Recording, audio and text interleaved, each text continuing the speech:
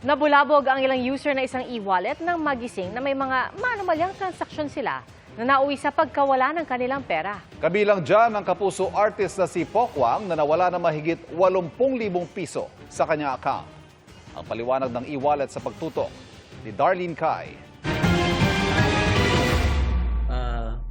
Sa loob lang ng isang minuto, nawala ang 90,000 pesos ni Roland dala ng GCash account niya para sa kanyang mga negosyo.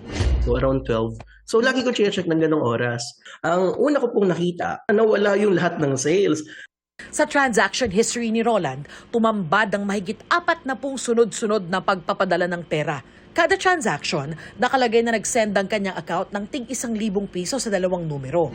Nakalampag ako. Alam ko na huwag ka magpipindot ng link, huwag ka magsasend ng OTP kung kani-kanina.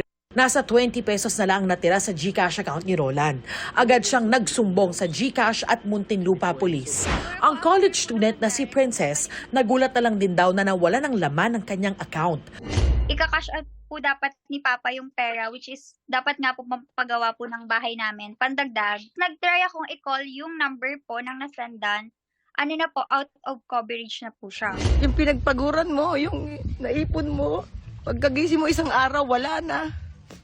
Maging ang actress-comedian na si Pokwang, gumising na nalimas ang 85,000 pesos sa kanyang GCash account na ginagamit niya para sa kanyang food business. Kasi ang anak ko may hawak ng GCash account namin. Lahat ng mga payment dun sa negosyo, dun pumapasok lahat. Pagising daw ng anak ko, nakita niya, meron siyang parang transaction chuchu-chuchu ganyan na success. Kemi-kemi, ang dami-dami daw. Ang dami, sunod-sunod. Naloko yung anak ko. Tapos tumawag siya sa akin. Pag-check niya, 3,000 na lang yung natira.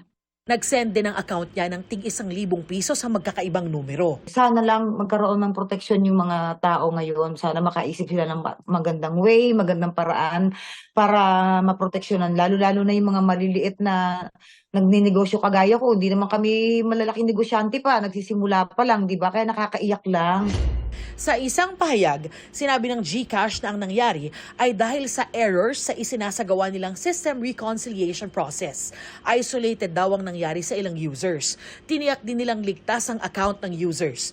Nakipag-ugnayan raw sila sa mga apektadong account para maibalik ang kanilang pera. Nag-iimbestiga na ang Department of Information and Communications Technology o DICT.